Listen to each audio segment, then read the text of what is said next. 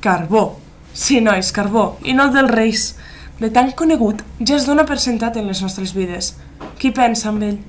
Amb tot el que la química ha fet amb ell per canviar el nostre món de maneres impressionants i insospitades.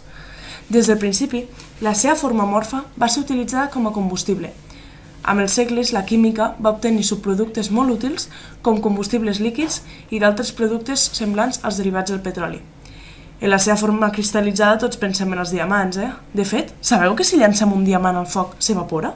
Bé, però si no ens el carreguem dona per molt. Joieria, indústria, etc. Però el 1907 es va realitzar el descobriment d'un nou material a partir del grafit. D'aquest mineral deriva el nom de grafè. Si transcorrem uns anyets més tard, trobem a Philip Wallace, que va calcular per primera vegada l'estructura electrònica en bandes.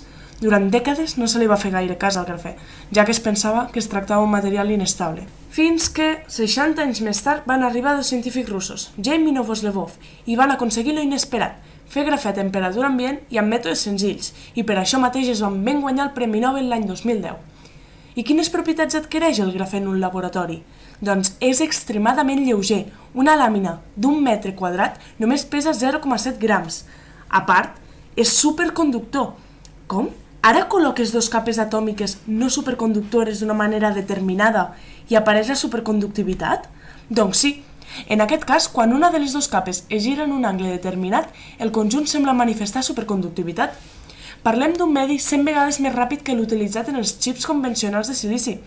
A més, el grafè és transparent, flexible, impermeable, no contamina, és més dur que el diamant i més fort que l'acer.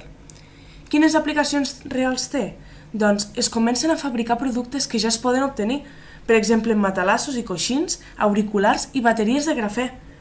També tenim en fase de comercialització aplicacions en aeronàutica, alleugerint fins d'un 17% el pes, espuma que suporta 3.000 vegades el seu pes i armilles antibales de 2 àtoms de gruix. Però, quan realment podrem disfrutar d'aquest material?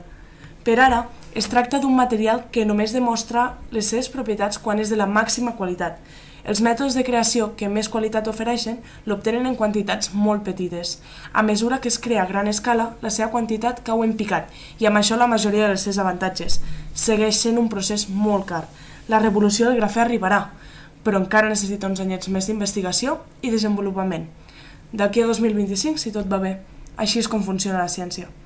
Fins a dia d'avui, la química, juntament amb el carbó, han estat revolucionant el nostre món, però encara no s'ha acabat.